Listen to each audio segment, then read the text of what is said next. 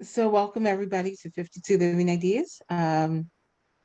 So today we are talking about the beauty of language. Um, if you have anything like writings or your own thoughts about the beauty of language, I would love to hear them. Um, I can start to get the ball rolling, and I think for me, when I think of the beauty of language, is an expression.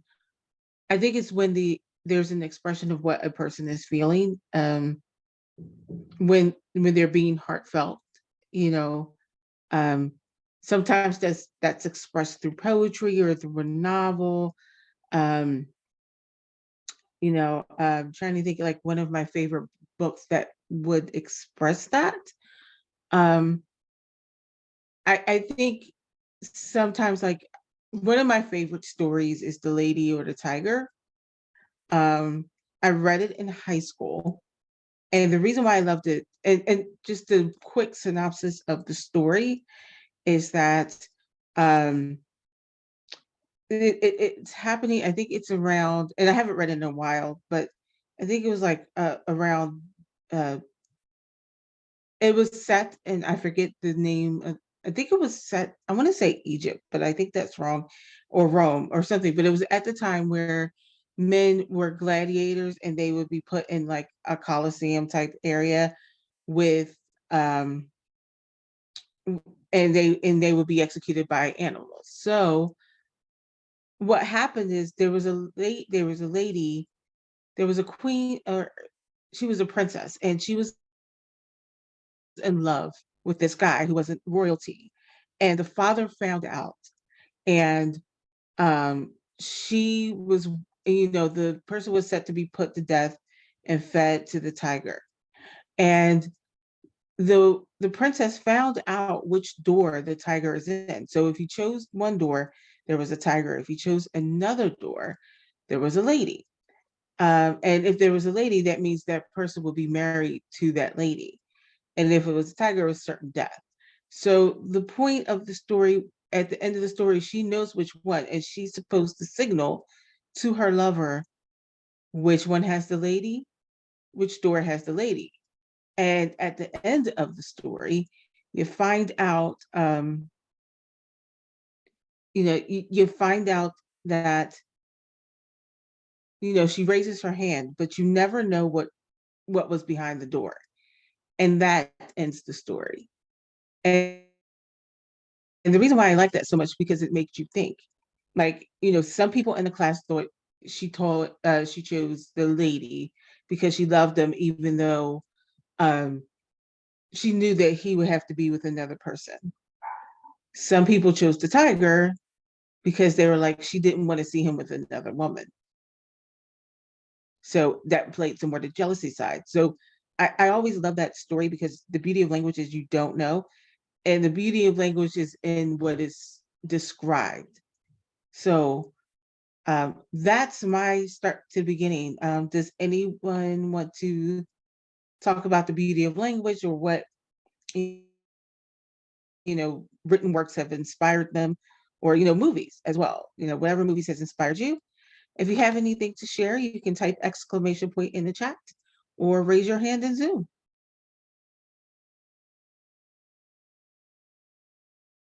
Maritza, go right ahead. Hi. So I'm not going to read the poem because I think most of you have probably heard me read it before. I just have to bring up again a work that speaks to me. I mean, it pulls at me every time I read even a few lines of the poem. It is called The Invitation by Oriah Mountain Dreamer. And I've read it before, but it's, to me, the way in which it's written it's like it just tugs on your soul. It's a declaration of intent. It's like a map into the longing of the soul, of the desire to live, and not just to live, but to live passionately. And to be face to face with ourselves and skin to skin with the world, and not to settle for anything less than what is real within you and with those you surround yourselves. And so it's, to me, I wasn't going to bring it up because I was like, man, these people are tired of hearing me talk about this poem. But it is one of the first things that comes to mind if we're talking the beauty of language. It's one of the, it's something that does make your heart stutter. And I think that that is the mark of beautiful language. And it is not the most beautifully written poem I've ever read, but the manner in which it is written pulls at me more than some of the most beautiful poems I have read. If I may, I couldn't choose one beautiful thing, so I brought a few. I have a few. If you will indulge me, I will read, or I don't know how tonight's supposed to go, but I'm not going to read that poem. I'll put a link to it in the chat for those who are curious. But if I may, can I read something? Do I have a little more time to chat? Absolutely, go right ahead. Okay, so I'm actually going to read a piece, it's a speech within a very long book. And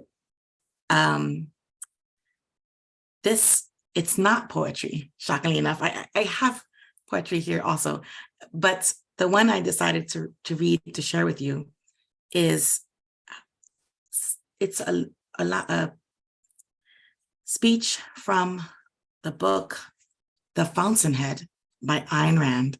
I know that most people don't think of beauty when they think of Ayn Rand, and most people don't think of beauty when they're thinking of something that's a call to objectivity and objectivism.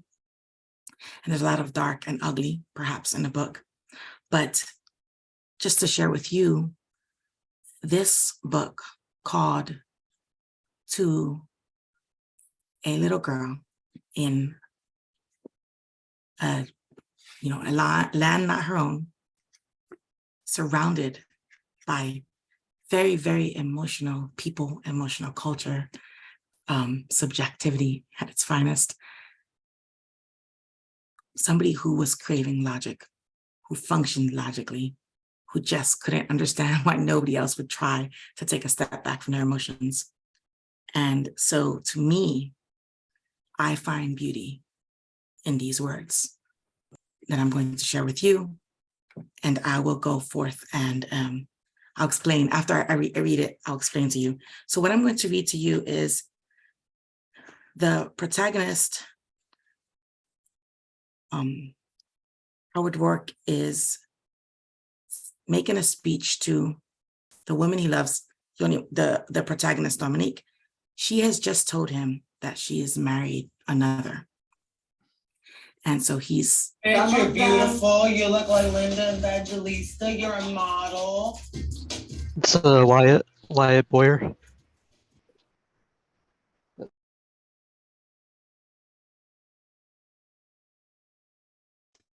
right. Go ahead, Marissa. All right, no worries. Okay, so, and this is he's saying something to her that ends up being a speech of, it's words to her, but it's words, I think that, well, I don't know if all of you, I don't want to speak for others, but they reach to me and have a significance, symbology, and beauty far deeper than the literal words.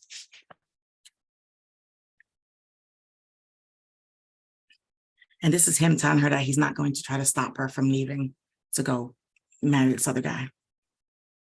You'd rather not hear it now, but I want you to hear it. We never need to say anything to each other when we're together. This is for the time when we won't be together. I love you, Dominique, as selfishly as the fact that I exist, as selfishly as my lungs breathe air. I breathe for my own necessity, for the fuel of my body, for my survival. I've given you not my sacrifice or my pity, but my ego and my naked need. This is the only way you can wish to be loved. This is the only way I can want you to love me.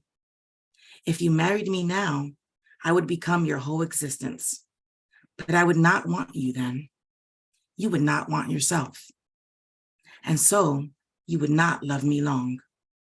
To say I love you, one must know first how to say the I. The kind of surrender I could have from you now would give me nothing but an empty hulk. If I demanded it, I'd destroy you. That's why I won't stop you. I'll let you go to your husband. I don't know how I'll live through tonight, but I will. I want you whole as I am, as you'll remain in the battle you've chosen. A battle is never selfless. She heard in the measured tension of his words that it was harder for him to speak them than for her to listen. So she listened. You must learn not to be afraid in the world, not to be held by it as you are now, never to be hurt by it as you were in that courtroom. I must let you learn it. I can't help you. You must find your own way. When you have, you'll come back to me. They won't destroy me, Dominique, and they won't destroy you. You'll win because you've chosen the hardest way of fighting for your freedom from the world. I'll wait for you. I love you. I'm saying this now for all the years we'll have to wait. I love you. Then he kissed her and let her go. To me, the lines to say I love you, one must know first how to say the I, are almost more chilling than the poem from Oriah Mountain Dreamer. I believe that, to make a community, you need strong individuals. You guys have heard me say this 1,000 times, possibly. And so it just stands to reason that it extends to a community of two, a partnership. I don't think anyone should ever subjugate themselves for any partnership. It's, to me, the concept of love is seeing those values one holds most dear reflected in another and striving increasingly to improve oneself to be worthy of those values. And that can't be done if one loses the I. So to me, there is such beauty in that passage, the idea of gently reminding someone that they must find themselves before they can attempt to give any portion of themselves to another. That's just, to me, beyond beauty. So I wanted to share with you. Thank you. Thank you, Ms. Maritza. That was beautiful. I love that. I love that story. Didn't think I would, but I actually do. And I think I love it is the reason why I love it is because, oh gosh, why am I drawing a blank on his name? Oh my gosh. The simple fact that he loves Dominique so much that he's willing to let her go until she loves herself, I think is the most beautiful thing. That's true love right there. And it just shows the beauty of it. So thank you for sharing that. Up next, I have Connie. Yes, I need a couple of minutes just to digest the beautiful poem that Maritza just read so beautifully. Okay, so can you hear me okay, Ebony? Yes. Okay, I just saw you. Okay, so just talking about language, when we first, the reason I particularly wanted to come to this event tonight, what came to mind is language is so fascinating. And I know that written language versus there's so many different types of language. So I know that I have never seen a movie that was a after a book where I didn't enjoy the book better than the movie. The book was always better than the movie because I think reading language the way words, even though movies do portray a language, I just I'm moved by reading rather than viewing more. That's all I wanted to, that just came to mind. Thank you, Connie. I think I would agree. I think when you watch a movie, it's kind of passive, but when you read a book, it's active because I think you bring yourself to it. You bring yourself to the words, you bring your experiences to it. And I think it was last night when we were talking about stories and how stories are used to tell certain truths because people will remember stories. They may not remember facts, but they will remember the story. And, you know, using the books that we've been studying, the Gospel of John, the Gita, and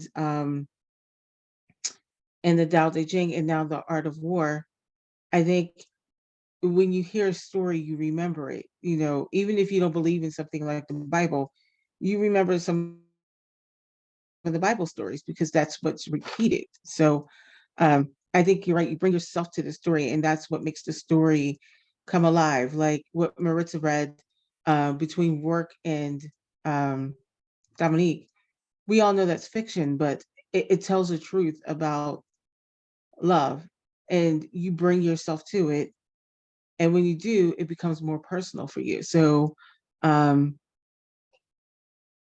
I, I do love that. So thank you, Connie. Does anybody else have anything that they want to share? You know, maybe a favorite book that you've read that has impacted you, or, you know, a song. I know sometimes music for me brings, it's a different language. It's very poetic, you know, music. So, oh, Eleanor, go ahead. I would love to share. I would Thank love to you. share a poem, as usual, from the Book of Avatars. I'm keeping it simple. So let's go. I hope it fits to the topic, and the poem is called Sand Translating. If a grain of sand wakes up one day and knows it is the beach, and becomes aware of the tide that pushes and pulls it, it is still a grain of sand. Sorry. It is still a grain of sand, and it is also the beach. The only story I know is my own, asleep or awakened. I'm the worst and best storyteller in the multiverse because I only know my own story. And I tried so hard to tell how I feel, how I live, how I love.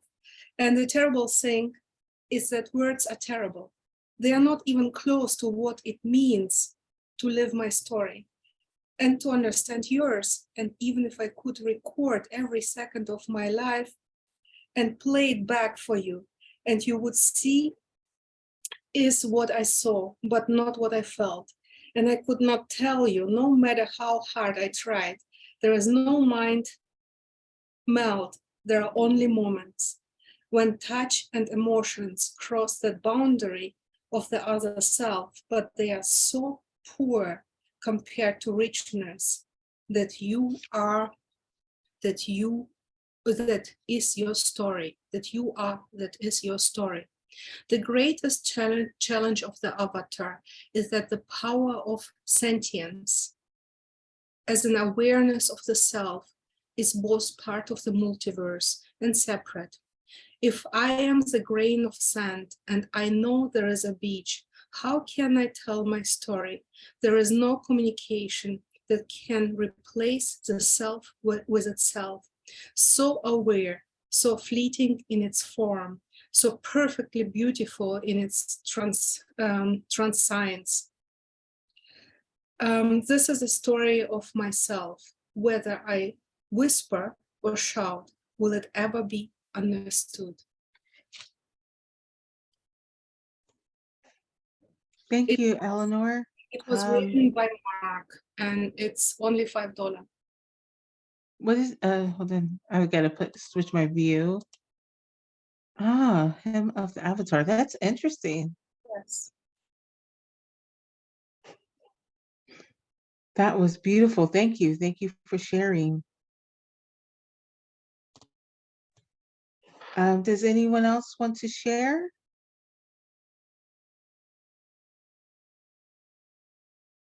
If not, you're gonna have to hear me talk. Judy.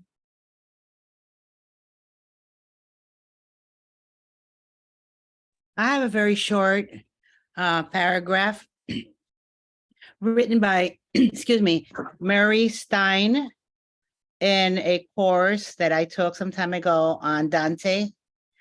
Everybody, of course, knows Dante. We've done Dante here at Made Up. If I had one book to read forever, and I've been reading this book since I was 7 years old, or 11 years old, when I went to Atlanta, and it was required reading in primary school and secondary. I mean, kids read Dante there. And I lived there about 4 years, and I read Dante then. And everywhere I go, I just travel with it, and I always read it. But I've thought about it so much, and I've read it so many times, and I've taken so many courses that it's just, it's just the most beautiful message and book that I have ever read. And I think that it's a very wonderful and perennial book.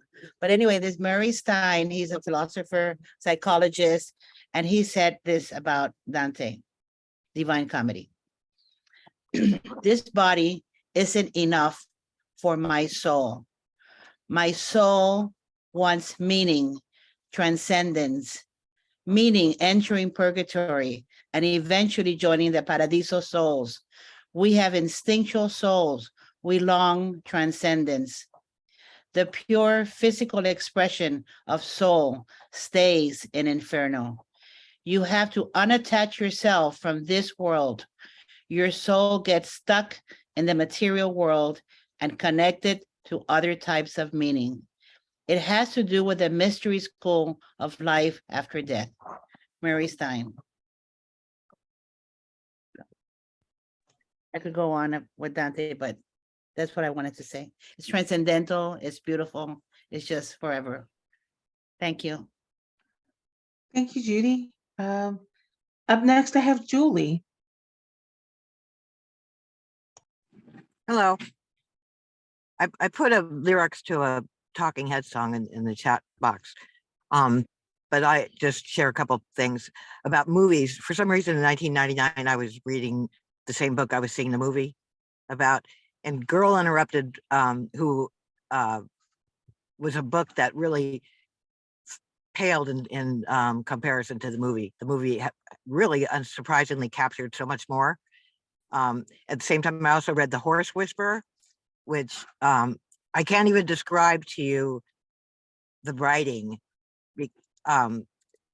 There's like a carriage accident that he takes 4 pages to describe this moment by moment falling of this carriage, which I could never write 4 pages on a little, small accident.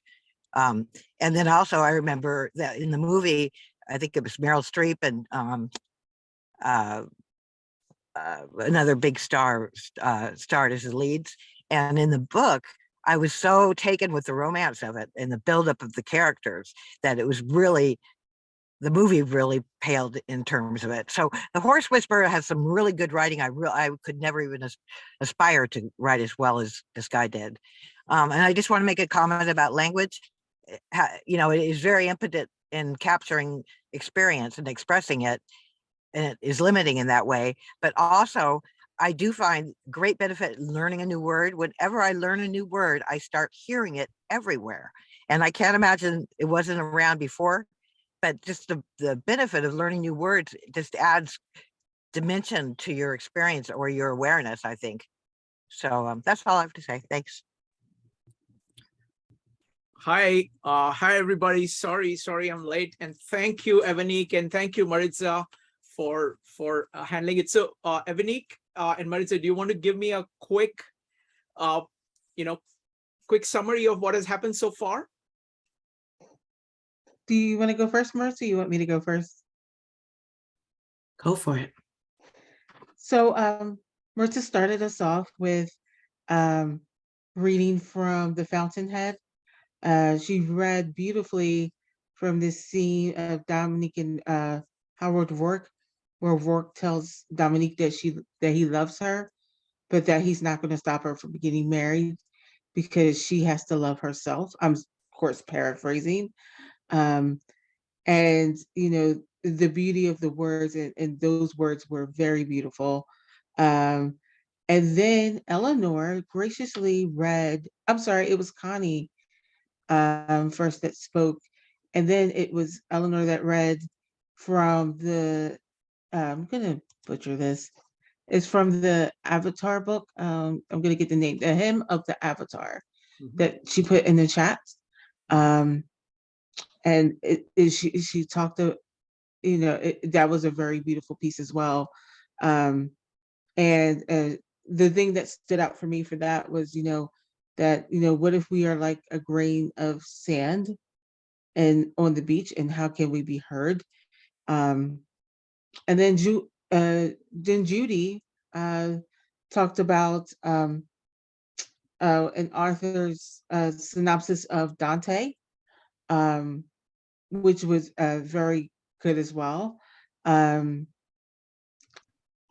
is what happens when I don't take notes, I forget. So I apologize, Judy. But it just talked about Judy, can you just paraphrase that really quick? Because it was good, but I can't get the words around it. Transcendentalism, the meaning of Dante, is coined by Mary Stein, which I'm sure you know. He writes a little short paragraph of what's the importance of the transcendentalism in Dante's Divine Comedy. Wow. Yeah, it's wonderful. Thank you. And then Julie talked about something, right? Yes. I think we were messaging, so I wasn't. Stop it. Okay. I wasn't present. I'm sorry. What's I'm your so sorry. story? Julie, do you want to paraphrase really quick for Srikant? Oh, I just they were talking about movies and books and how usually a book will do a much better job at capturing a story. And I would agree, except for in the case of Girl Interrupted, where I found it was the opposite. And then I just wanted to make a point about language and how it limits us and it's not very good at capturing experience. At the same time, it can open up our awareness. For example, whenever I learn a new word, I start hearing it everywhere. And so it adds to the grays between the black and white of your life. I think there's a great benefit to it. Thank you. Thank you, Julie. Maritza, what's your summary so far? Well, I did, I actually started, I mentioned to folks that, the very first thing that comes to mind for me when talking about the beauty of language is actually the poem, The Invitation by Oriah Mountain Dreamer. I put it in the chat, but I said I would not suffer them through me reading that poem yet again, because by now they're probably all sick of hearing me read it. And so instead I chose an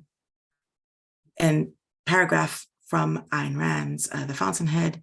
It's the, in order to say, I love you, one must first acknowledge the I. So it was that section, which to me, I think it's just beauty and it's evocative and it's a shining example of how the right phrasing of words can become so much more than the words themselves.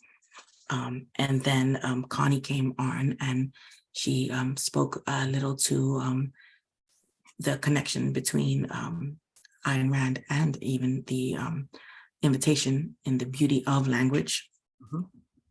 And then, and Then I got the rest. okay, perfect. Judy and Julie. Okay, wonderful. So folks, I apologize again. I had to take this call, and I'm really, really grateful to Evanique and Maritza. It's just amazing the meetup that we have, that, there are so many people who can just step in and do everything. It's just amazing. So thank you. The idea behind doing this meetup is that we've been exploring language in multiple ways. We did this whole series on Julian Jaynes.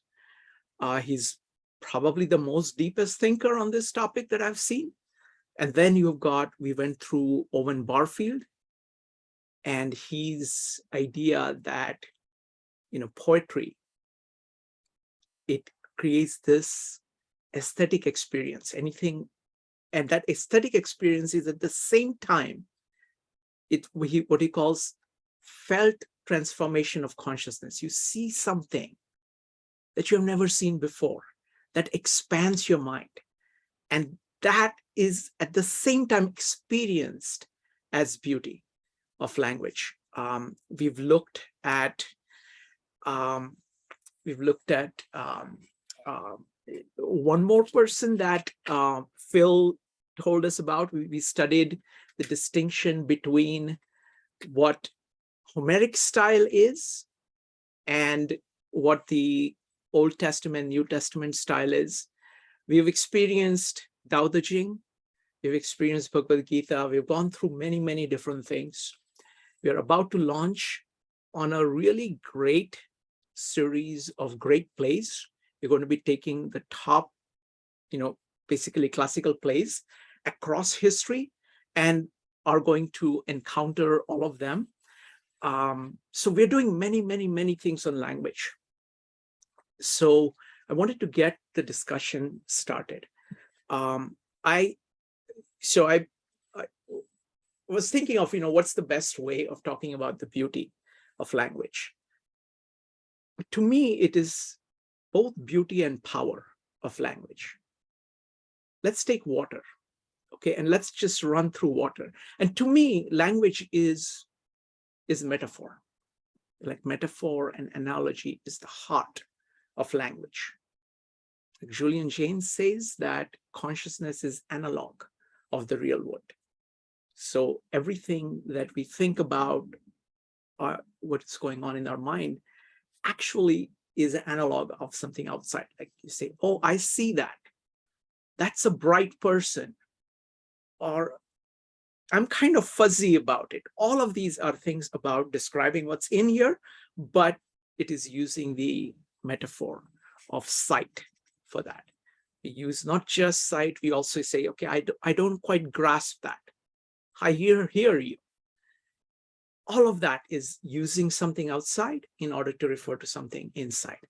So I wanted to take one example of water, and then I want to open it up again for any comments that people have, anything that they want to read. I want to go across many things that we've been studying.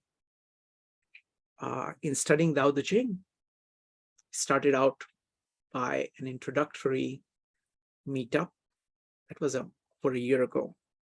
We started with the Bruce Lee quote, "Be like water, my friend." Okay, be like water. Now that's such a profound idea, expressed so simply. Be like water. Okay, then let's take the water further here. In studying the Bhagavad Gita, Yogeshwar, Jnaneshwar, and Gita itself uses this analogy of ocean as being Brahma, nature, and you as being a drop of ocean. And moment you stop thinking of yourself as salt and jump into the water and say yes to nature itself, to the Tao itself, you become a part of it. and you become that. So that is water in Bhagavad Gita. Then in Gospel of John, we've got rivers of living water flowing through the core of you that is swamping everything. Same idea of water moving outside and water moving inside. And this flow between people, between world, between consciousness. Now let's also throw Heraclitus in the water. You know, he talked about stepping. See, Greeks had the habit of kind of remaining outside the water and trying to step in it and looking at it from outside. They didn't want to get their hands dirty too much. So they didn't. So he talked about stepping into the water. But the way I would bring all these other three traditions in is that you really have to dive into the river. And when you drink the water from the river, no matter, even if it is a different river that you're stepping in, you're drinking the same water. And so it is Parmenidean, the water remains the same, and it is Heraclitan. And that's what the beauty of the water is, that it captures the constancy and the change at once. And that water is life-giving, and we are made out of the water. So there is this, you know, look at how beautiful the analogy is, the metaphor is. It goes across all these, and it starts to connect up. You know, what's the water in Tao? What's the water in Gita? What's the water, the living water in the Gospel of John? And what's the water that Heraclitus is stepping into? And it gives you a way of thinking, of relating ideas. And it's such a fluid way. So that's one example I wanted to show you how, you know, that I see as just immensely beautiful and immensely powerful.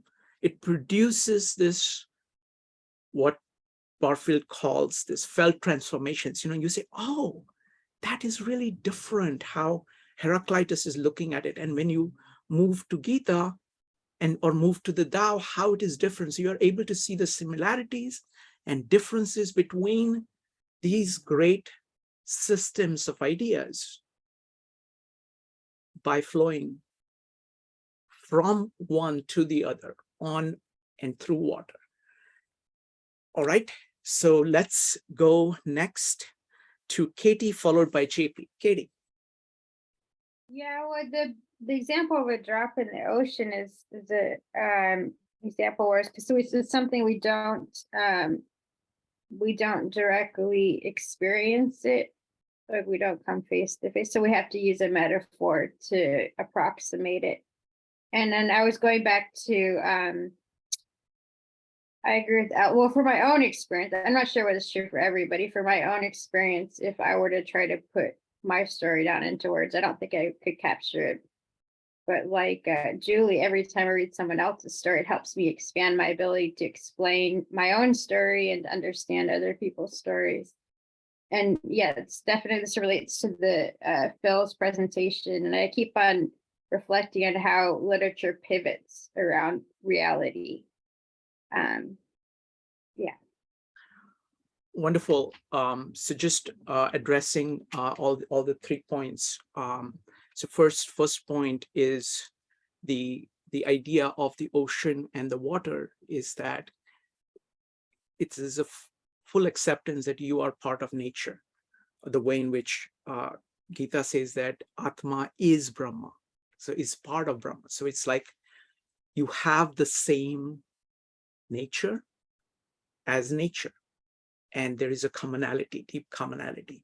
And the idea of salt is that, you know, you have your own peculiarities, and if you get attached to those things, you regard yourself as being apart from everything else. But moment you jump into the ocean, you realize that there are these universal principles that are running through you, which are the same as the universal principles that are running through nature and through everybody else. The second point about, listening to other people's stories. See, this is a really powerful thing about language. When you're listening to other people's stories, you're seeing life from their perspective, and they're using words that are speaking to your mind, and you're able to see something that you've never seen before about yourself because you are listening, in a very honest and open way to what somebody else is saying. So that is, the great thing. And the name of the gentleman who Phil was, the second gentleman that Phil talked about was Eric Orbach. And that's exactly what he does. He shows how the sensibility and the language changes over time. So thank you so much, Katie. Next up is JP. JP, love to hear from you. Hello, sir. You gave me the idea where to look, because I've been looking at so much, and you said water. This is Helen Keller from her autobiography. We walked down the path to the well house, attracted by the fragrance of the honeysuckle with which it was covered. Someone was drawing water, and my teacher placed my hand under the spout. As the cool stream gushed over one hand, she spelled into the other the word water, first slowly, then rapidly.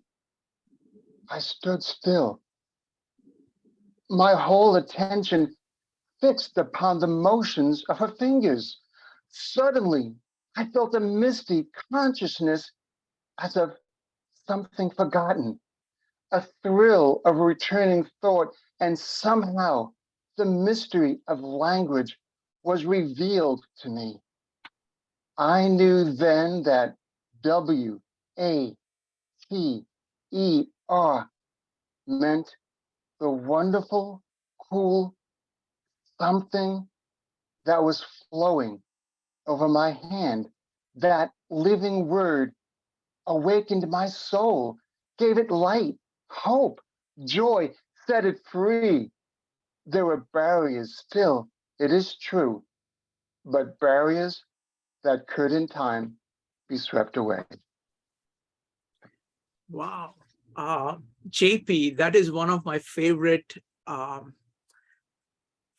capturing of birth of consciousness in a human being. I mean, there's a book, the book called Miracle Worker, that does a fantastic job of dramatizing it. There's also a movie called Miracle Worker that I recommend very highly. And I mean, I couldn't have found, JP, that was just fantastic, because there isn't a better example of what language can do. Helen Keller describes herself before this and after this. With language,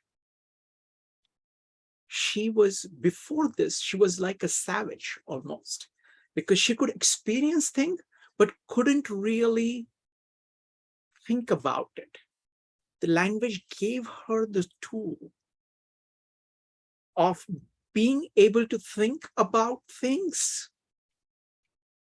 that were not right there, right next to her. And she describes this process, it's the birth of consciousness with language. It's again a major theme in Julian Jaynes. So that's fantastic. Now, Julie has a fantastic question in the chat about, this is for people who know more than one languages. Do you find that one language captures experience better than another? I will broaden it and ask anybody who knows two languages well about what is the experience of using two different languages? How does one language feel versus the other language? What are the advantages of doing that? We're going to start with Eleanor. Eleanor, go ahead. I use 3, sometimes 4 languages, and I love to mix 3 languages. Depends. I think captures better experiences, emotions. As long as I live in each country and it turns out to be okay. If experience is better expressed in a language you think in. And I always try to think in a language where I live. And after I own it a little bit, I try to mix.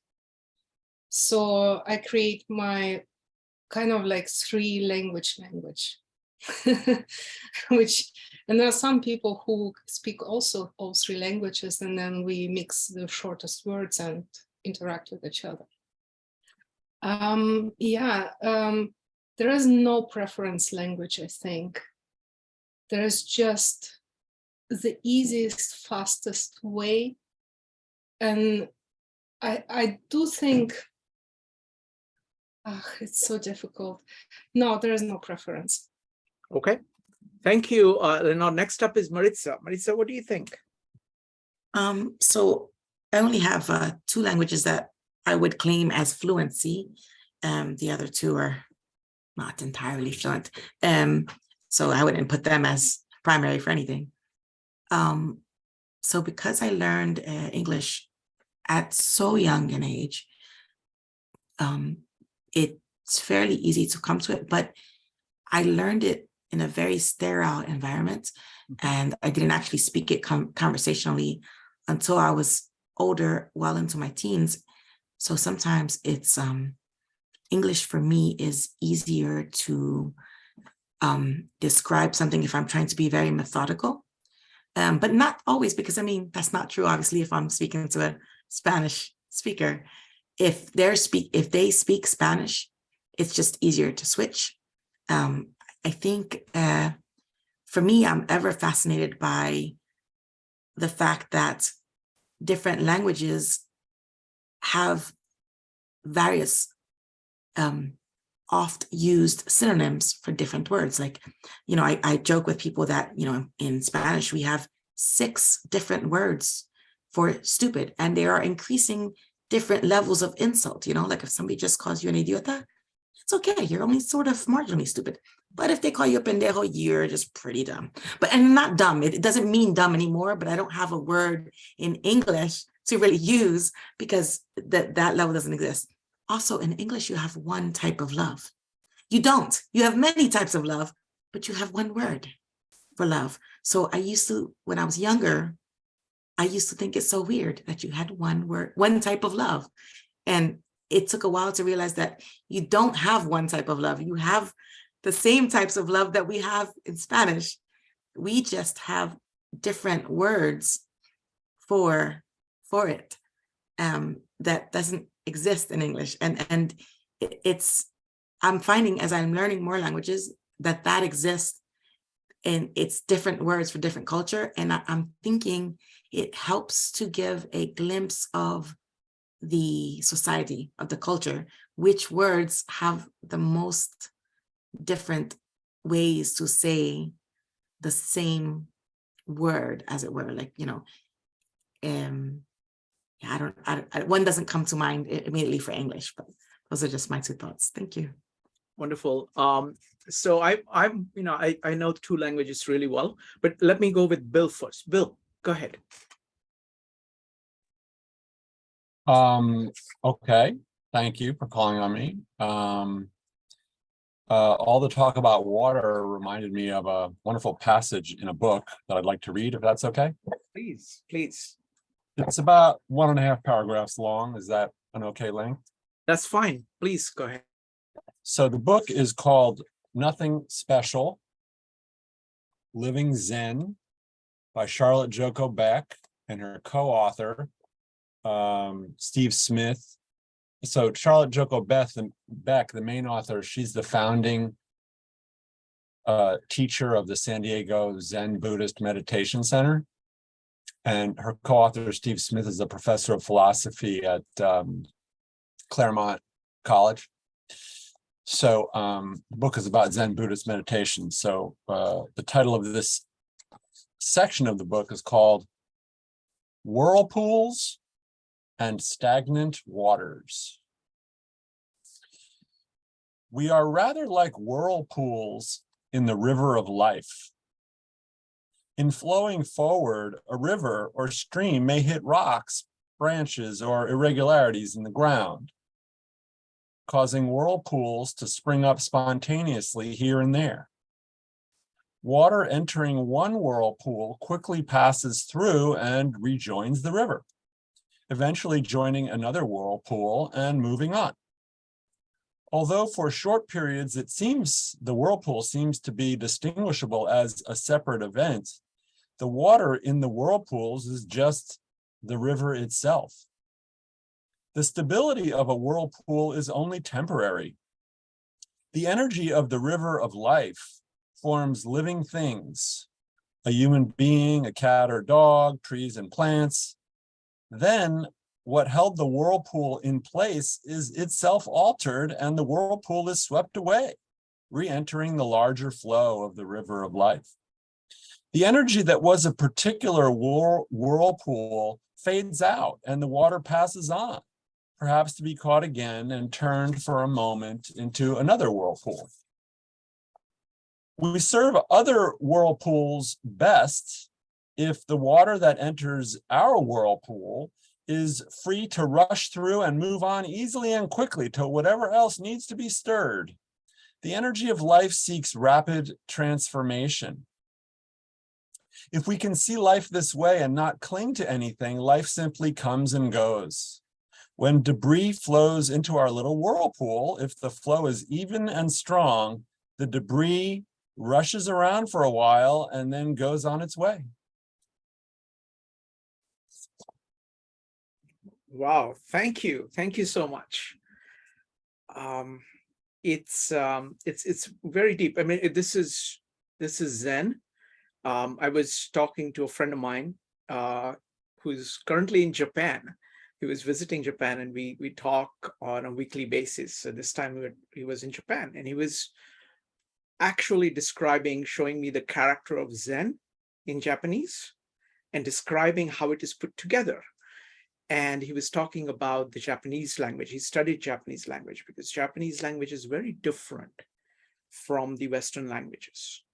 It is similar to Chinese in some way, but it has 3 different scripts that have 3 different functions. And he was describing, and his characterization of Zen was it's ecological. In the sense that's the word that he used. It's like you're trying to understand the whole, and you're trying to place yourself in the whole all the time. You're trying to focus instead of part on the whole. And I think your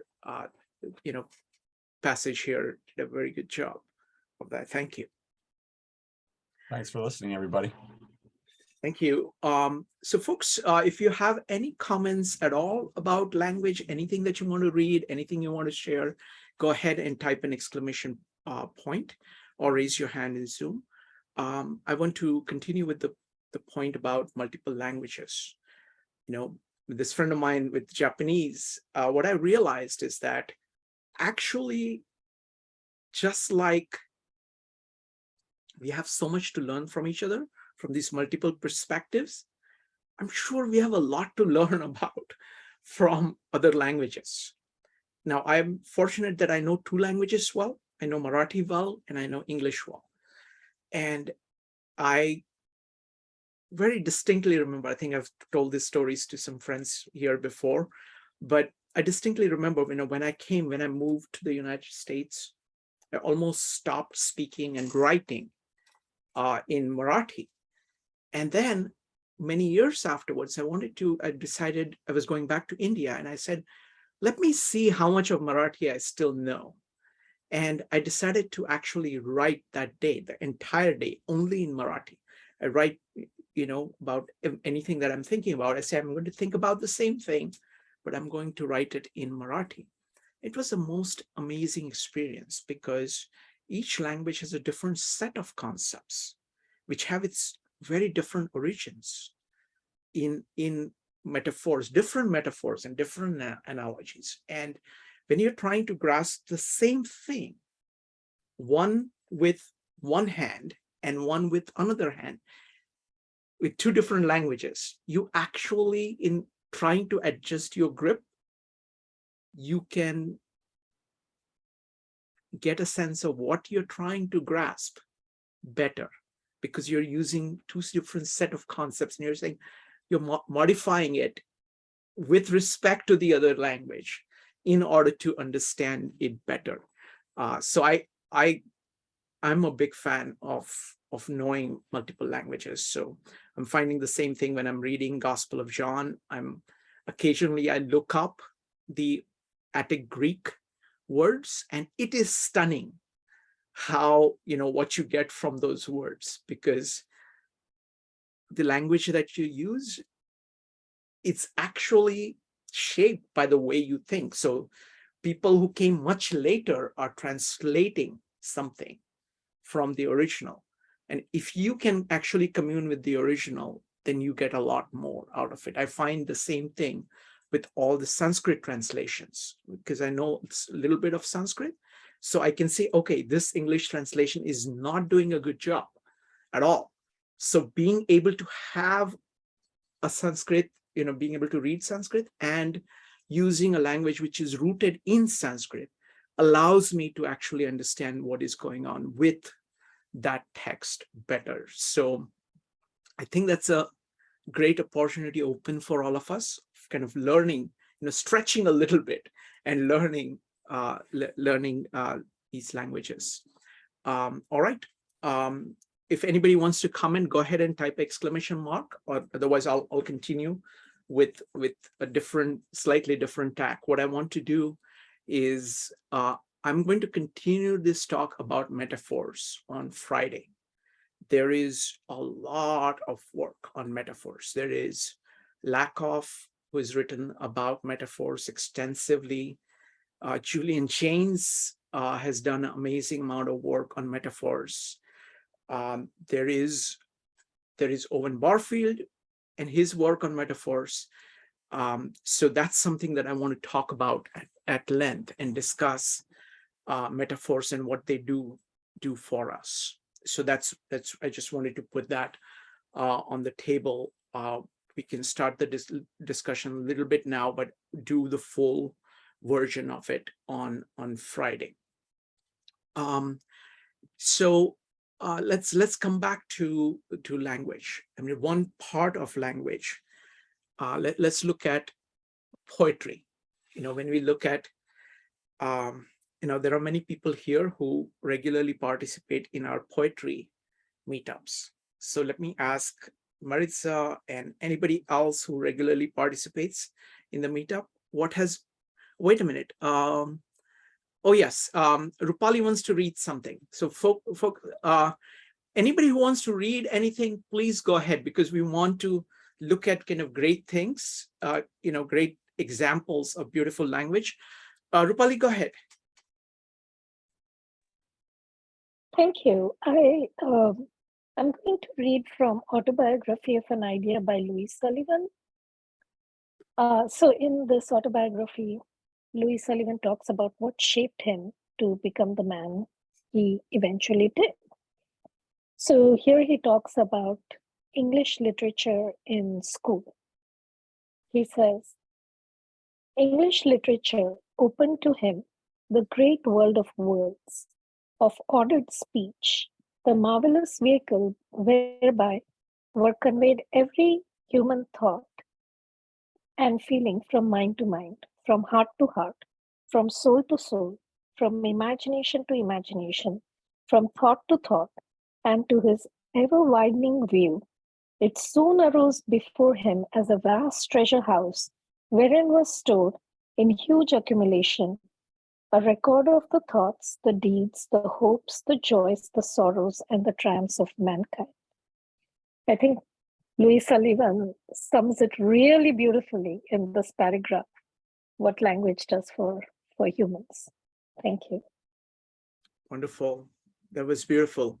I love Louis Sullivan, and he captures, he's able to somehow make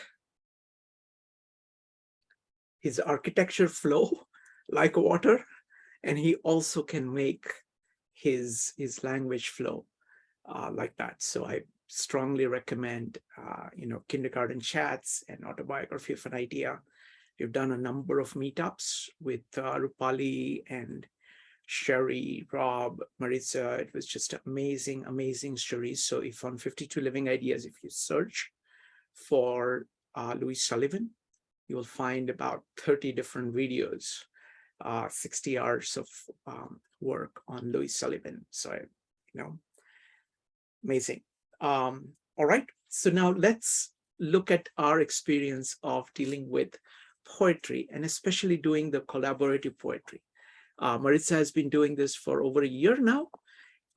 And I would ask Maritza and anybody who is a regular participant in the Poetic Mondays to talk about what has been the experience. Go ahead, Maritza. Oh, well, for me, the most amazing thing is really getting introduced to new poets all the way from around the world, and hearing some of them, having the absolute luxury of hearing some of them in their native tongue.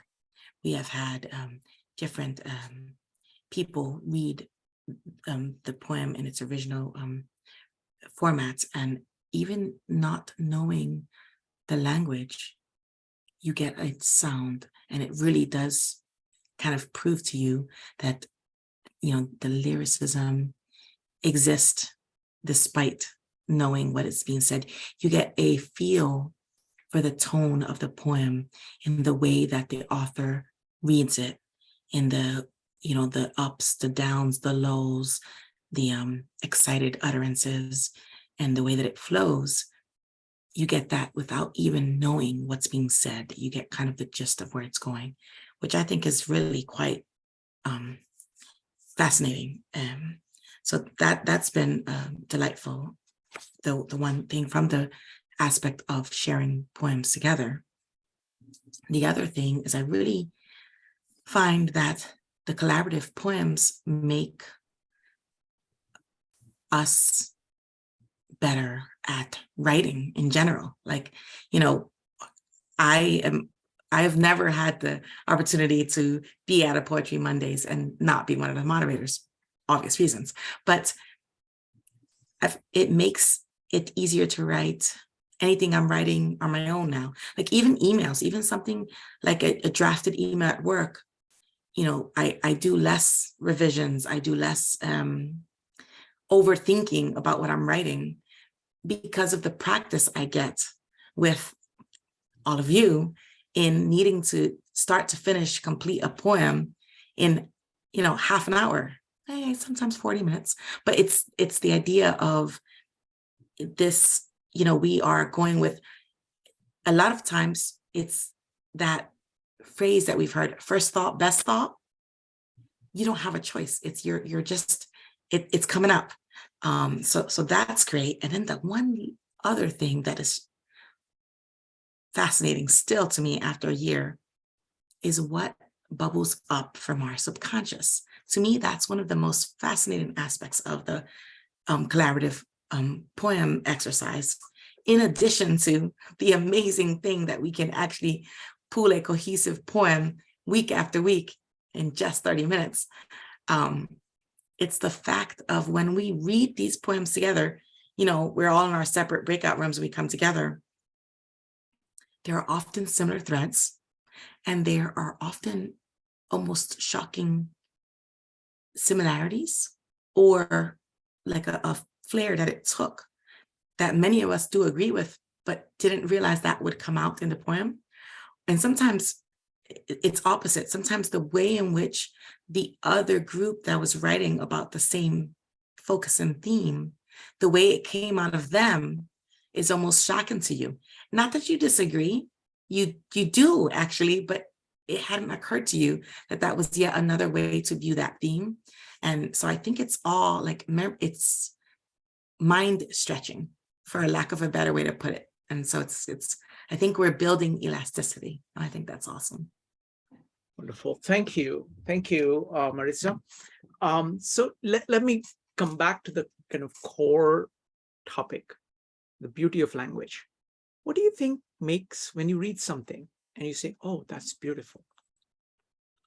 What is going on? When is it that you say something is beautiful? What about it that produces that reaction? So anybody wants to answer that, go ahead and type an exclamation mark. Evanique. I think when you say that, it's something that touches your soul. I think it's, well, I said it earlier that, you know, when you read something, you bring yourself to what you're reading in terms of literature. And that's one of the things I love about literature. But I think when something touches your soul, you see it, you see the beauty in it, even if it's something tragic, even if it's something joyful, or if it's something tragic, or if it's something like in between, you relate to it. So I think that's why literature is so hard to judge and it's so subjective, because I think it speaks to you. So when it speaks to you, you kind of express it as beautiful. Anybody else wants to talk about what makes an experience of reading something beautiful?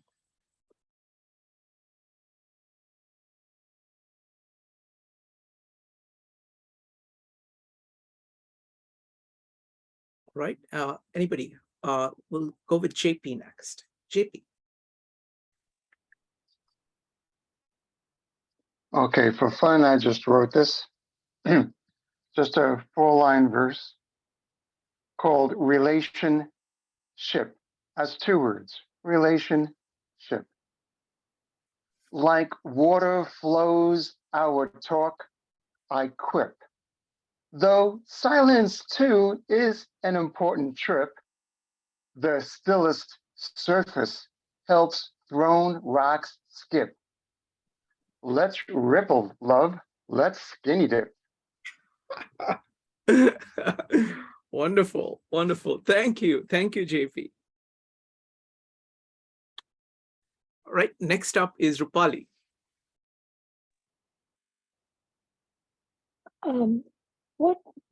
What makes something beautiful? Is that the question that you had? So, I think it's the rhythm in the way a piece is written, but also so it's multifaceted. The written piece is multifaceted. One, that it has a rhythm to it. The second is the choice of words that precisely mean a particular thought that the writer wants to express.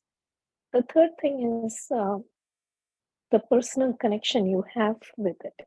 And sometimes it is just a simple principle that you see brought in a way to your attention in a very simple, direct form. And that makes a piece really beautiful. Like, we've been reading Bhagavad Gita or Gospel of John, and you see they're simple stories, but just the way they're composed makes them appealing, and also you remember them. I think the same way about poetry. And although we're not talking about mathematics or geometry, but sometimes you see the same in mathematical formula, and you say, oh, that's so beautiful, because it's just so direct and simple, and it explains the principle. Thank you. Thank you, Rupali. Next up is Maritza. Rupali, that was excellent. Go ahead, Maritza. I often find that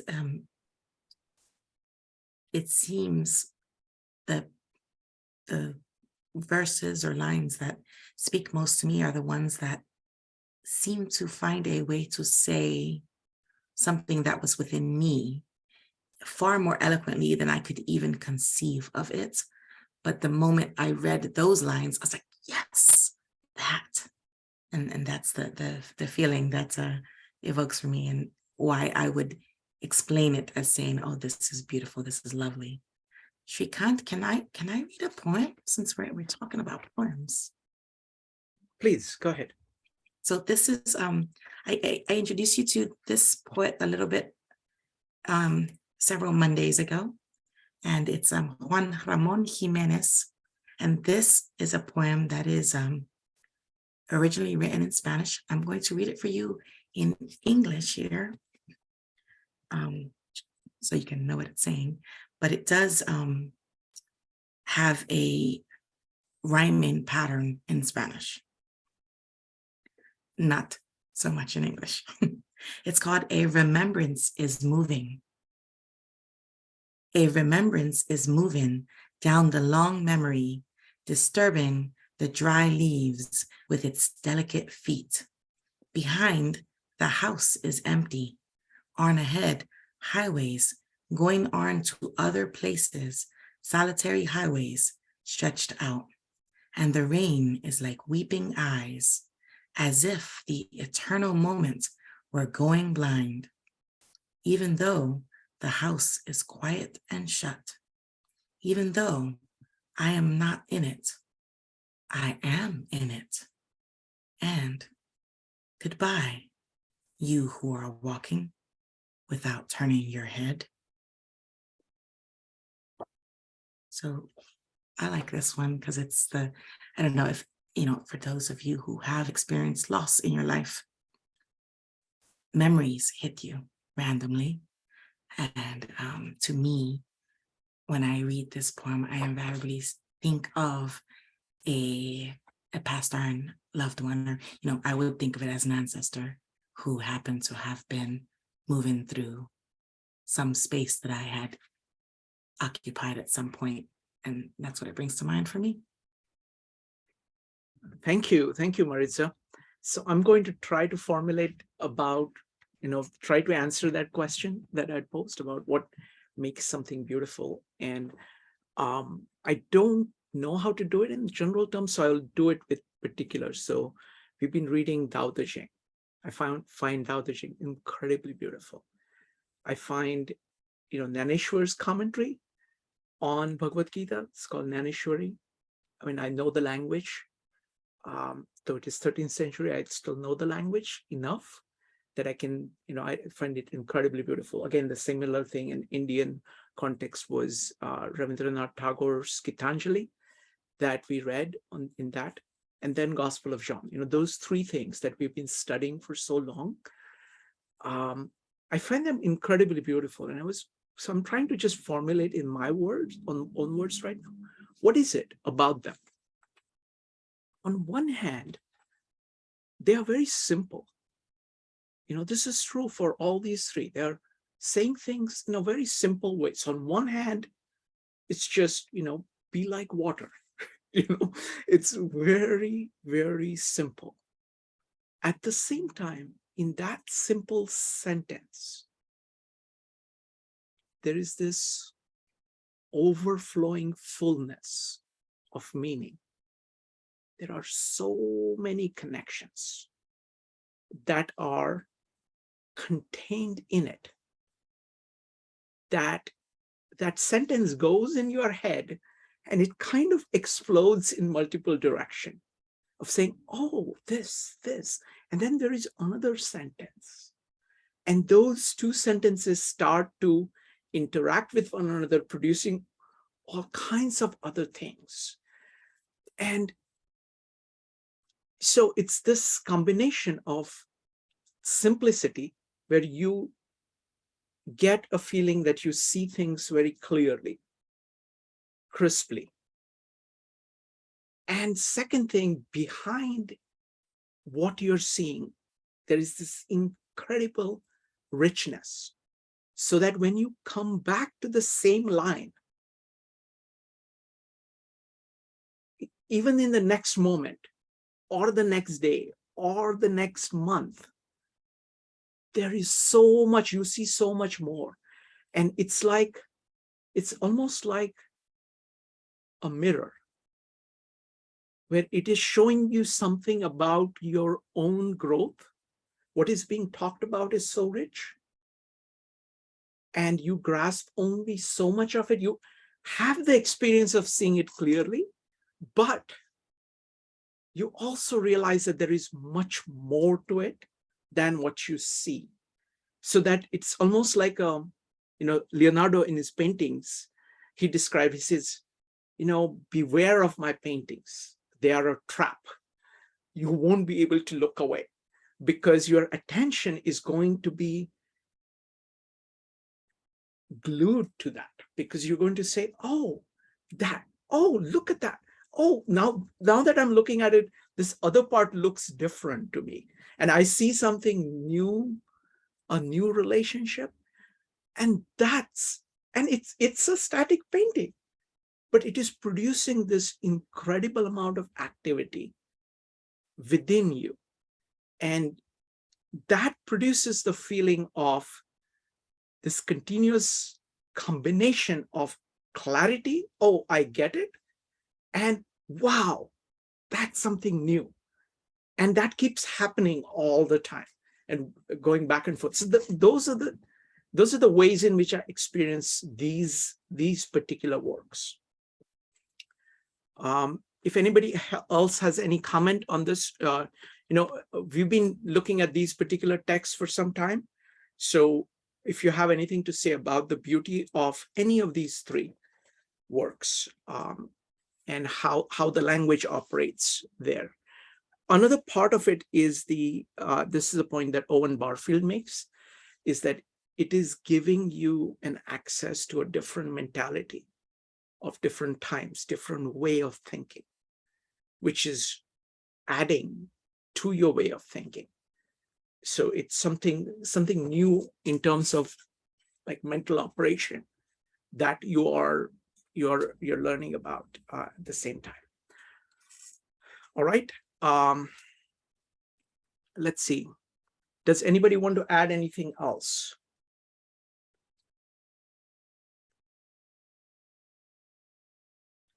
Evanique, go ahead. Yeah, when you were talking about the three works we've been studying and the beauty of language, I think the beauty of language, I'll start with the Bible because that's the one I'm most familiar with. And I'll start off with that I studied it because I went to Catholic school.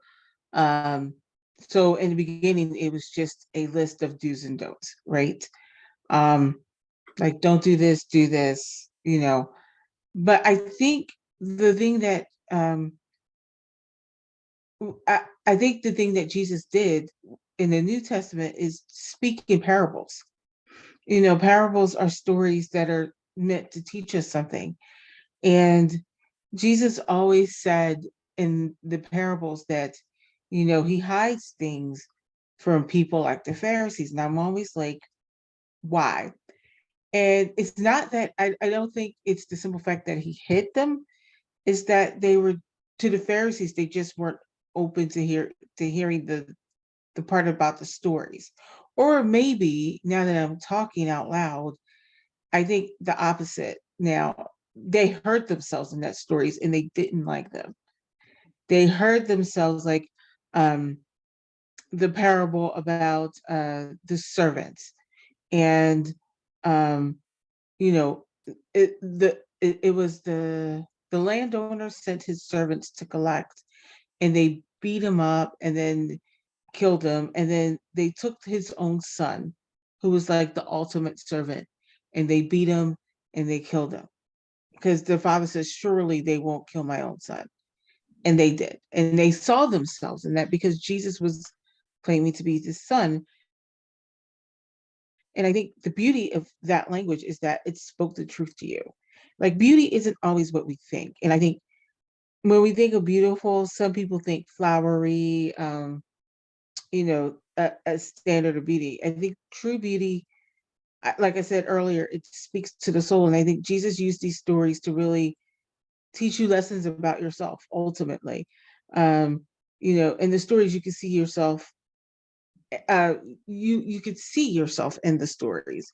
I always think of another one that always was beautiful to me was the parable of the seed, where there was a seed and it was thrown on it was thrown on the ground with rocky soil and it just went away. And to me, that was like, it just hits the surface, right? The story just hits the surface. You're like, nice story, and you walk away. You don't take it in, you don't think about it. Then there's the seed that falls on in thorny ground, right? Like in thorns. It's nice until you have to sacrifice something. And then you're like, well, I'm not gonna do that. And then there's the seed that falls on, it's another type of soil, but it just gets washed away. And then there's the seed that falls on the good soil, which is the part that really speaks to me, is that you take that story and you internalize it and you make it your own. And you take lessons from that story. And it's a parable, it's not, it didn't happen in real life. But look at what stories, I think it was Julie that talked about A Girl Interrupted and how she thought that movie was better than the book because it spoke to her. And I remember seeing that movie, and the point I took away from it was that all those people in those mental institutions were us in some way, shape, or form. And it spoke to the beauty of not being okay. It spoke to the beauty of, in the sense that people could not accept that people were not okay and that there were people with mental issues, and how we just stored them away. Now, this is not to say that mental health facilities are not needed for some people, but I think a lot of times, in a lot of ways, we stuff people away that don't fit our narrative. We want to send them away. And that was I think that was the moral of that story, is like, if you don't fit the narrative, if you don't fit in. And I think the beauty of it is that those characters stood out even when they were locked up.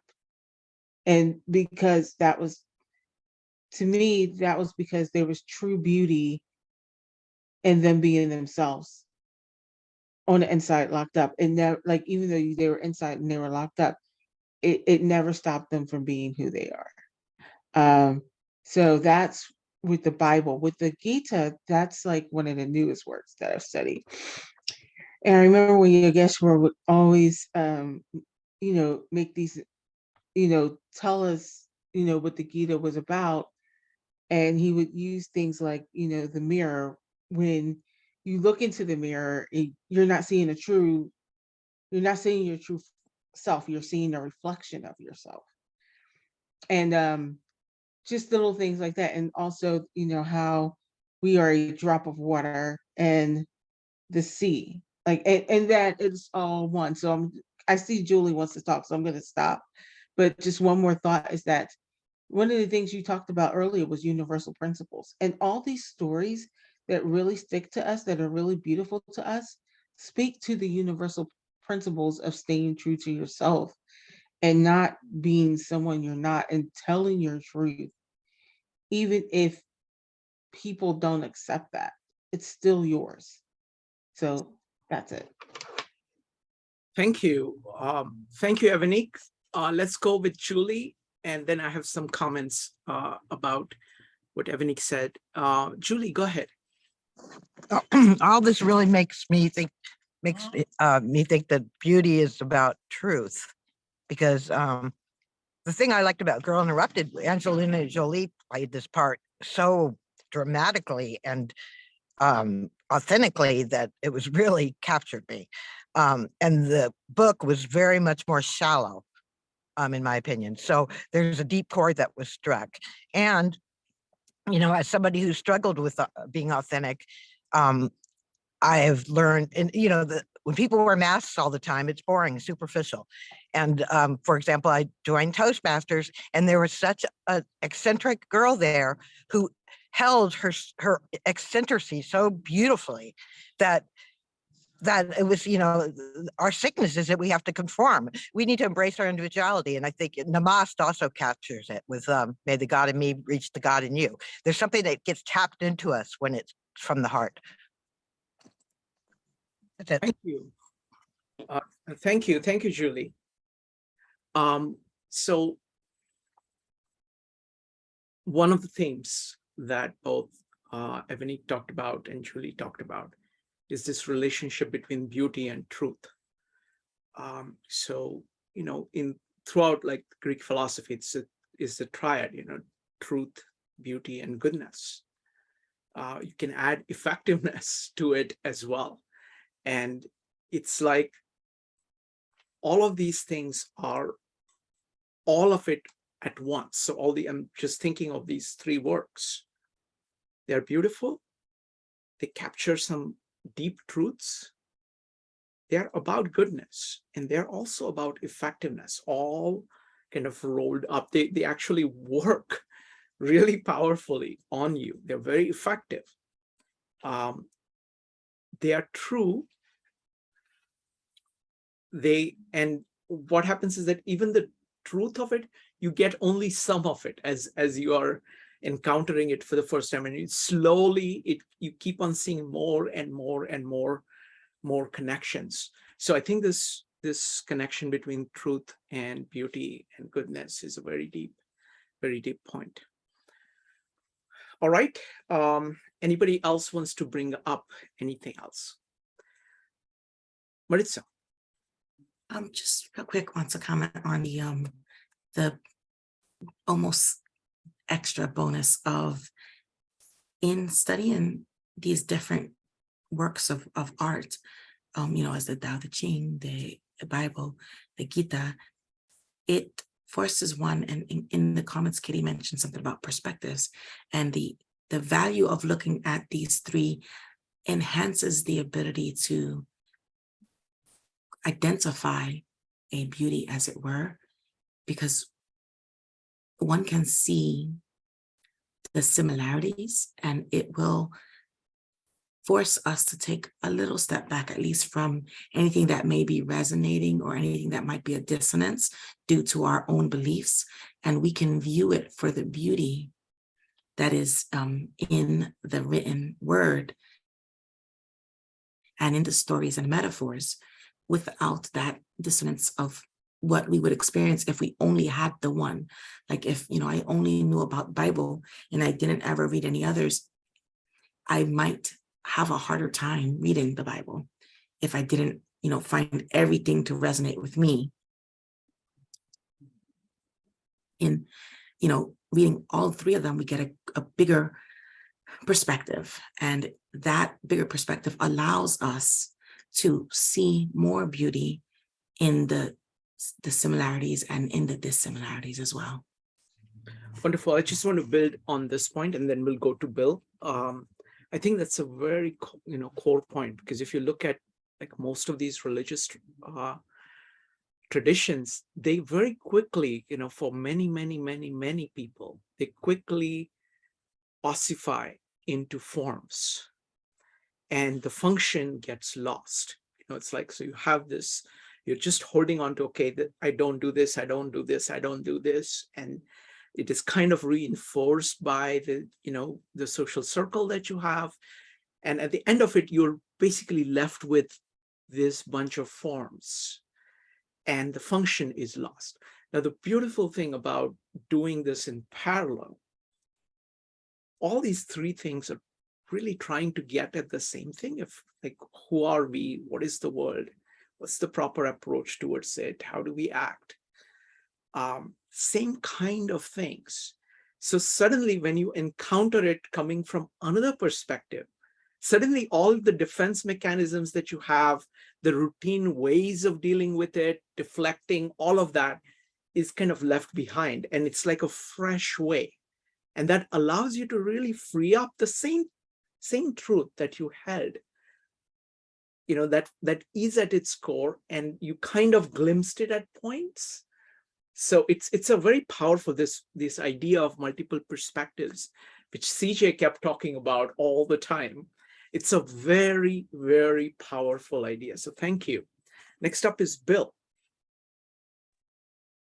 Thanks to all of you for all of your contributions. What a great conversation. And thanks for calling on me. So in the last 30 minutes or so, at least 3 or 4 ideas have been contributed to the conversation by a few of you. Each of those ideas reminded me of a single poem. It's a fairly short poem. I'd like to read it to you if I may. Please. But first, I'd like to briefly state each of the ideas that you folks contributed that reminded me of this poem. One idea was the question of when words give us a sense, when we hear words spoken and it gives us a sense of beauty, what's happening there? Another idea that one of you put on the table was the question of the point that we are nature, that we human beings were made of nature things, just like the forest and the rivers and the fields are made of nature things.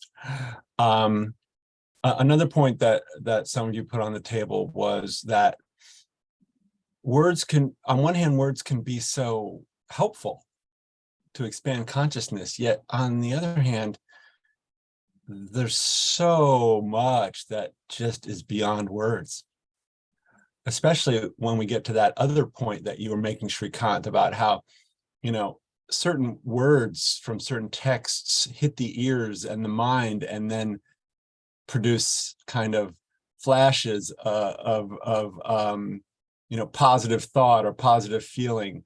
And then you made the point, like one sentence comes and then the next sentence builds on it. And then the next sentence or phrase builds on that. So with those ideas on the table, I thought I would read these words. Even if our mouth were as full of song as the sea, and our tongue were as full of joyous song as the sea's multitude of waves. And even if our lips were as full of praise as the breadth of the heavens, and even if our eyes were as brilliant as the sun and the moon, and our hands were as outspread as eagles of the sky, and our feet were as swift as deer, we still could not thank you sufficiently and bless your name for even one of the thousands of thousands and myriads of favors that you have performed for us. Beautiful, beautiful. Wow. This is really the heart of poetry and grappling with consciousness. This is a great example. Julian Jaynes talks about this a lot, of saying how a metaphor actually expands your mind. Like, all of these words. Would you do us a favor and read it one more time, please? Okay.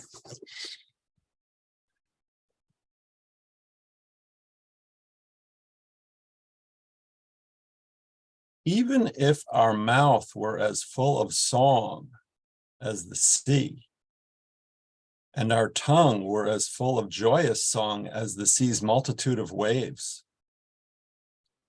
and our lips were as full of praise as the breadth of the heavens, and our eyes were as brilliant as the sun and the moon, and our hands were as outspread as eagles of the sky, and our feet were as swift as deers, we still could not thank you sufficiently and bless your name for even one of the thousands of thousands and myriads of favors that you have performed for us. Wow. I want to do one thing. I want to just go like line by line and see if you have. So can you just read the first line? Okay. Even if our mouth were as full of song as the sea, and our tongue were as full of joyous song as the sea's multitude of waves. Okay, wonderful. So folks, what makes this thing work? It is just incredibly beautiful, incredibly beautiful. See, like in the first thing that comes to my mind is that firstly, I kind of focus on my mouth and then just kind of imagine of what it would be like if it is the whole sea. Okay, so it is like it is the fecundity of nature. It is like embracing the fecundity of nature and saying that is my heritage. That is the what shall I say? Yeah, that is my heritage. That is the place that I can start with.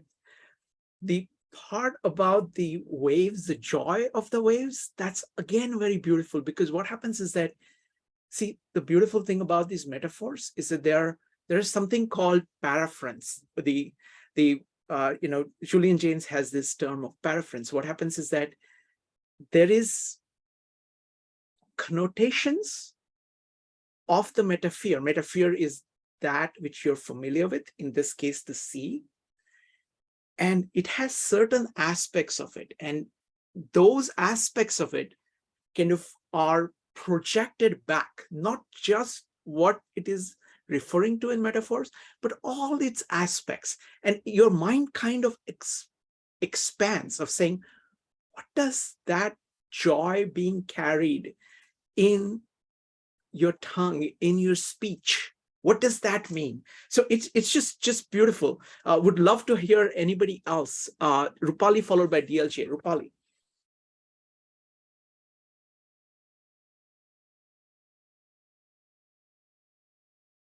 Rupali, you need to unmute.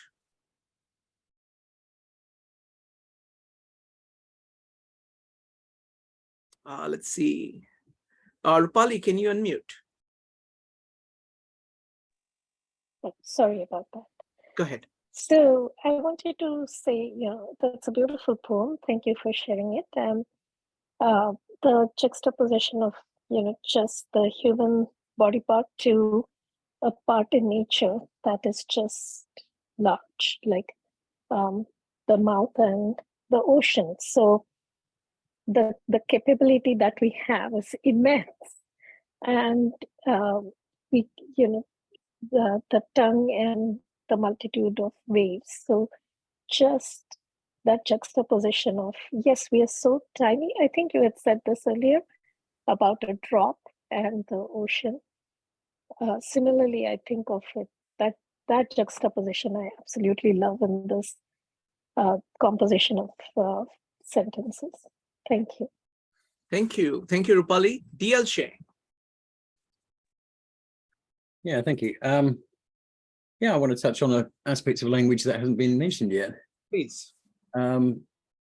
Which is about subverting the expectations of language, which is the basis of much comedy.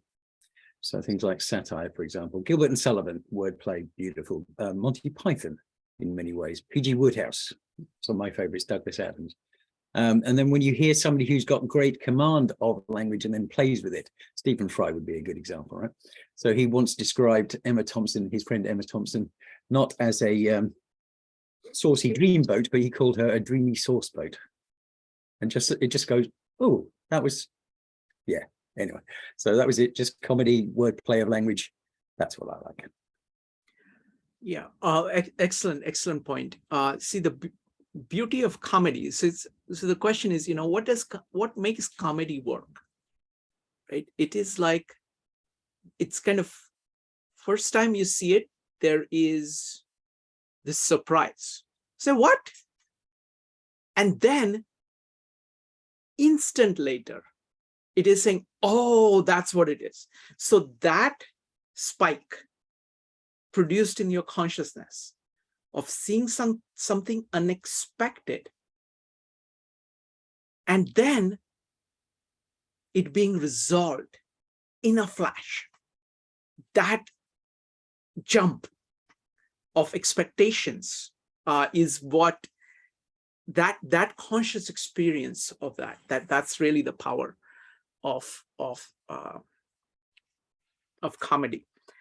Coming back to the sea, I just want to talk about the sea. We'll just talk about the sea for now. On that, a lot depends. Like, for example, I grew up in Bombay, which was next to the sea. So the amount of richness of observations that I have about the sea, those are all part of me. And whenever I use that, or whenever I hear that as a metaphor, the richness of the connections that I make are more. So I think there is this relationship between the experience we have and how we can use it to refer to something inside the consciousness, which is really powerful. So it's actually there is this dance going on between the development of your physical ability. And it's not just experience, it's actually doing things, right? It's like you moving in the world and doing things in the world, being used as a metaphor for thinking about consciousness and different things that you can imagine. So there is this, and the more you can imagine, and once that is stabilized in form of your plans, your visions, they actually transform the world. So there is this loop going on between the outside, the inside, and the outside. You can use many, many words for it. There are principles, for example. You're deriving principles from observation about things, and then you're using those principles in order to act. And the act of acting is going to generate more results, which you're abstracting out, and you're going through that. So your ability to interact with the world and your ability to be conscious of it are growing together. They're not separate. They grow together. So, all right. Go ahead. Chime in with 2 points, building on what you've just said. Go ahead. First, with respect to the experience of the poem that I read, and then second, with respect to your point about, your last point, which I won't try to summarize in words, but it was clear what you were saying in your last point. So my experience of that poem is that the best way to describe it briefly is to refer to the concept of guided imagery meditation, which some of you in the room may have experienced, where the meditation teacher says, okay, imagine you're in a forest by a stream. Now imagine that you're walking, into the forest and passing the trees. And each meditation student in the room imagines those things in their mind, and it has an effect on their feelings in their body. Okay, so the next metaphor building on that is the idea of a light filter on the front of a camera. Mm-hmm. Like if a camera has no light filter, it just sees what it's pointed at in the colors of the objects it's pointed at. But with a light filter, it turns it blue. If it's a blue light filter, it turns it blue. It's a yellow light filter, it turns it yellow. So words in a poem can be like a light filter on experience, of sense data coming in from the environment, whether it's looking at a sea, an ocean, or looking at the brilliance of the sun. Well, you don't want to look directly at the sun, but looking at the moon, whatever. So when words are added, it can put a light filter on that changes how that environmental phenomena is experienced on the inside. And so what this poem winds up doing, in my experience, because of the number of years of Buddhist style meditation practice I've been doing is the poem winds up directing my attention to certain sensations in the body. Like when it talks about the tongue being full of joyous song, like the sea's multitude of waves, it actually directs my attention to the sensations in the tongue. And it turns out, as many long-time meditation students have learned, when one pays attention to the sensations in the tongue, the very next thing that happens is one becomes aware of sensations in the torso because those nerves are connected. And because these words evoke, in the poem, evoke such beautiful imagery, visual imagery of the world outside, it turns those sensations on the inside in those locations. It elevates those sensations with a flavor of comfort, kind of like putting spice in a soup. You know, it elevates those sensations. And then what winds up happening with the tour of the body that the poem gives, you know, the eyes, the hands, the feet, it winds up waking up the body to the body's natural, you know, ability to feel comfortable sensations. And then the way that relates to the last point you made is that the more one's own needs can be met from within by the body's own natural ability to feel comforted and feel relief from fears of material deprivation, because the body itself is doing the opposite of deprivation. It's supplying a sense of well-being from awareness of its ability to supply the well-being. The more one's needs are met from within in this way, the more one can then set about the goal of meeting others' needs. Not in a way that sacrifices oneself unhealthfully, but in a way where one's needs are met, so one can turn to others. And that can be kind of a recipe for less self-orientation and more mutual gains from exchange by each helping others, etc. So it's a connection, like you said, between elevating one's own consciousness and how that feeds into the world in which activities one chooses to engage in. And then the more people do that, focus on mutual gains from exchange instead of self-centeredness, then the collective equilibrium changes. So thanks for letting me expatiate a bit at length on that. Wonderful. Great point. I want to build on that in the direction of conversation, because that's what we do here. Right, we've been doing this. I think we've done about 1,400 meetups by now since COVID started. On an average, maybe 25, 30 people coming and talking. So when people mostly think about language, they think about language that they use, and when they talk about, they're looking at communication one way. But when you look at language as conversation, is both way. It's actually far more deeper what is going on, because what is happening is that, you know, each of our consciousnesses is different, and we have this entire, you know, analog of the world in our consciousness. We are trying to do things based on what we know, and the other person is doing the same thing, but what they know is quite different.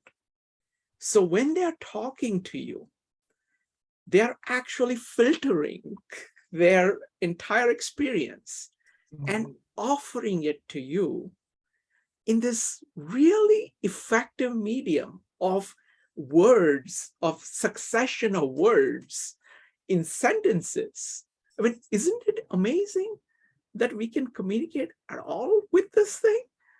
You know, you have this, our entire visual cortex and the audio cortex, all our senses, from which we're picking up stuff about the world.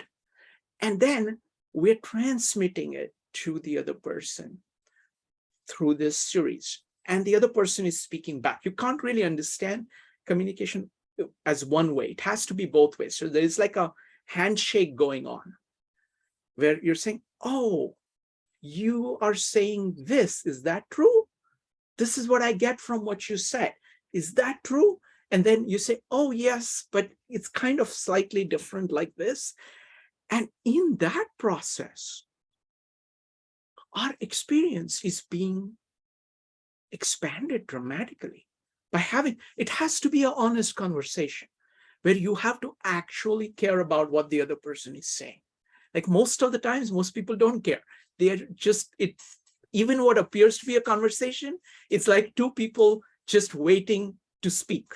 And then they would just go ahead and speak. And because otherwise the person will walk away, you have to sometimes stop and the other person speaks. That's not really a conversation. It is two monologues.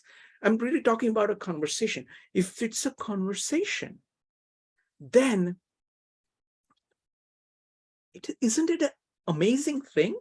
What this is that, and how much of a leverage you can get, both the parties get, by just this phenomena of conversation. Yes, it has many, many, many principles on which it has to be based. So it has to be based on the, I used to call it joint exploration of the world. You have to say that I'm trying to understand the Tao, I'm trying to understand the world. The other person is also trying to do that. Let's see what I can say to them and what they can say to me. And if I'm actually wrong about something, I want to know the truth. It doesn't matter what I think. I really want to know the truth. That's the kind of attitude you need to bring. And you need to have this kind of namaste kind of approach of saying, look, the consciousness I'm speaking to is valuable.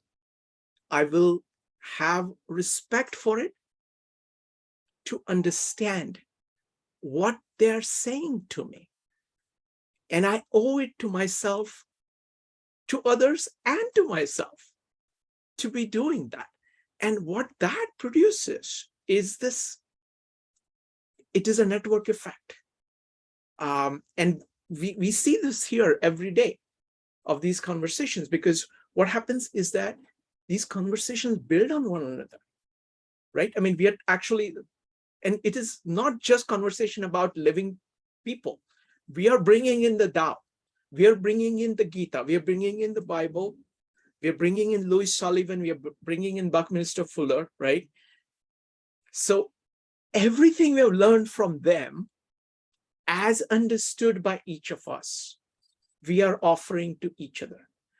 And that's such an amazing thing. Rupali, you're next.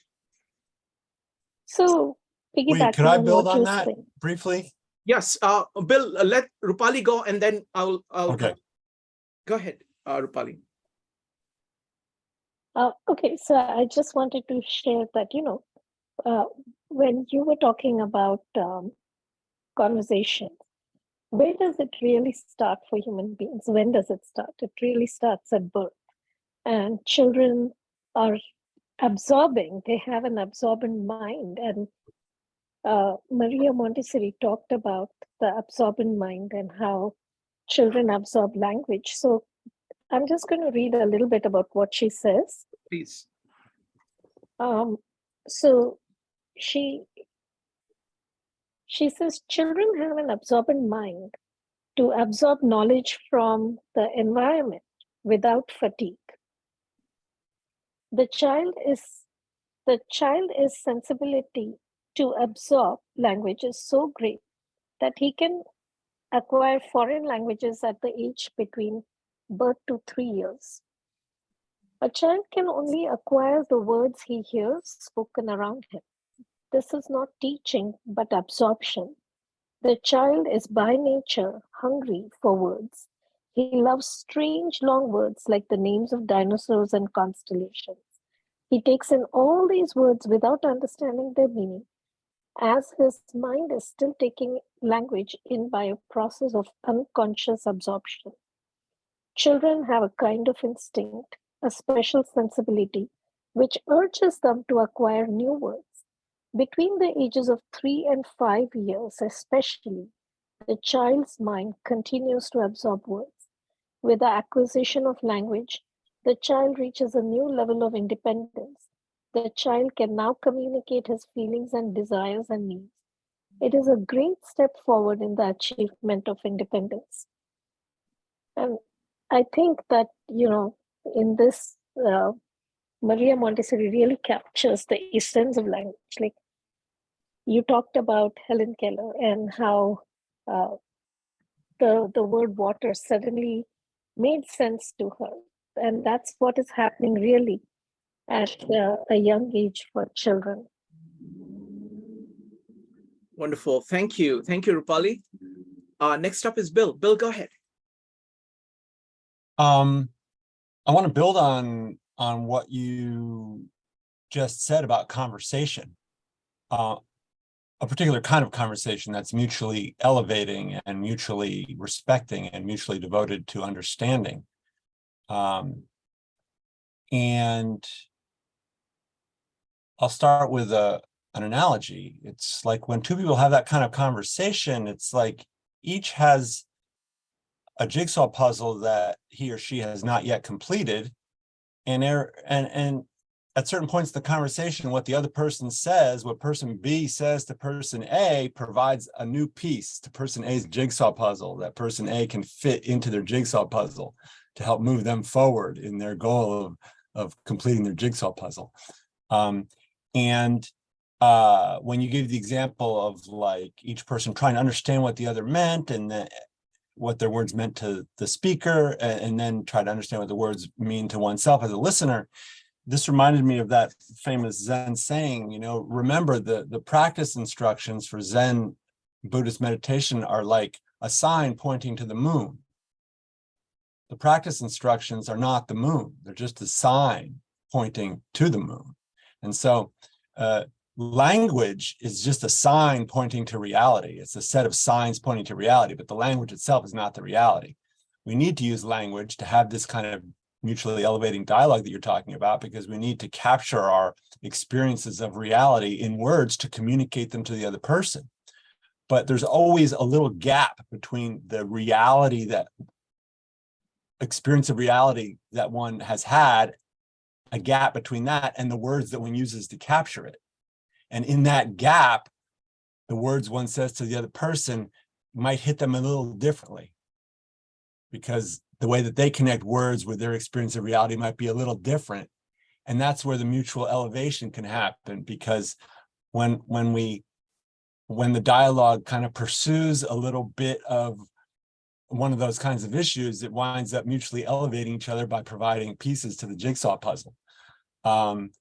And I mean, ultimately, each of us is just trying to figure out rules of the road to be happier oneself and have better relations with others. And no one has figured out the perfect set of rules. And so the jigsaw puzzle for each of us is, what's the next piece in the jigsaw puzzle to help me refine the rules I follow for being happier and having better relations with others, and learning from others' lessons through these kinds of dialogues about how they, moved their jigsaw puzzle forward and refined their rules. It can be informative. So, yeah. Wonderful. I want to build on that. We talked about this yesterday, and I was talking about this to the friend who is in Japan, who was talking about Zen. So one of the observations that we made when we were comparing the Tao with Tao on one hand and Gita and Bible on the other is that Tao is very skeptical about names, whereas Gita says, starts with the Om, or in the beginning was the word. And what is the relationship between these two positions? And the best example I have of explaining that is something that Nyaneshwar says about, this is his commentary on the chapter 11 of Bhagavad Gita. He says, he's talking about the word Om. So he says, Brahma or the Tao is what it is. How can you actually name it? What is going on? It's like you're saying Om is the name for this? How is it even possible? Okay, so he said, let me explain it to you this way. You just had a child, okay, this little infant. Does it have a name? No, it doesn't have a name.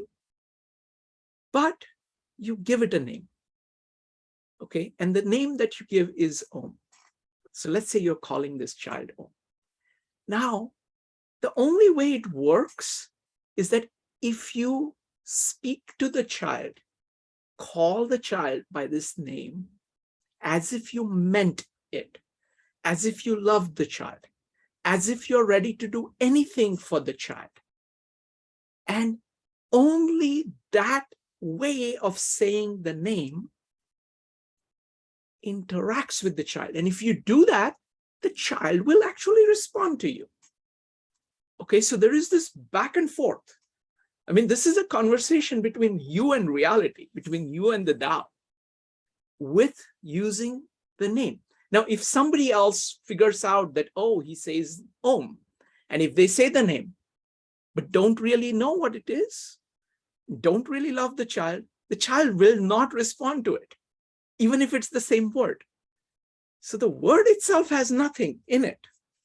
It is the way you say it. Now, do you stop loving the child and say, okay, now I have the name of the child, so who cares about the child? No, because then again, you're completely lost. So it is only if you practice, use this words, use the language as a tool of worshiping the Tao, then those words have meaning. And that is exactly what Om is. And that is what in the beginning was the word means. That it is that kind, it is the word that is becoming conscious of God. It is God becoming conscious of himself through the word. So it is the Father, Son, and the consciousness between them, the love between them, that is being captured. All three of the Trinity is being captured right there. And only if you have that, then the word has meaning. And that is completely consistent with the way in which a sage is. It is his actions. And there is no difference between the actions and the word, because it is your commitment to doing whatever you need to do for the child or the Tao. So it is just a way of directing those actions. That's what the word is. Go ahead. It sounds like what you're saying, I'll be very brief. It sounds like what you're saying is that a word. Please take your time. This is you're doing very well. Go ahead. It sounds like what you're saying is that a word is a container and a vessel for intention and emotion of attachment. And when one fills a word with the intention and emotion of attachment, for example, to a child, then the word serves as a ship, a relationship, delivering the human connection that's beyond words to the person who's hearing that word. It's a vessel in a container. Yes. Potentially, not always in every case. You mentioned the case where it's used differently and it doesn't convey those contents, but it can convey those contents. Yes. Wonderful. Bill, this is an amazing conversation. Really, really appreciate your comments. Thank you. All right, folks, this has been an amazing meetup. We're going to continue the same theme on Friday. The focus is going to be on metaphors. I'm going to talk about Julian Jaynes' work on metaphors. You're welcome to bring anything that you know about metaphors you like, any thoughts about what metaphors do for us. I mean, if you look at just even words, right? What happens is that we end up using words and we've actually forget the roots of the words, of the history of the words. And when you actually look at the roots of the words, there is a lot more going on in each of those words. Those are some of the things that I would like to explore further. So hope you will join us on Friday at 9 p.m. Eastern Time. Thank you very much, everybody. And special thanks to Evanique and Maritza for stepping in and handling the meetup while I was away. So thank you, everybody. See you folks soon. Bye, everybody. See ya.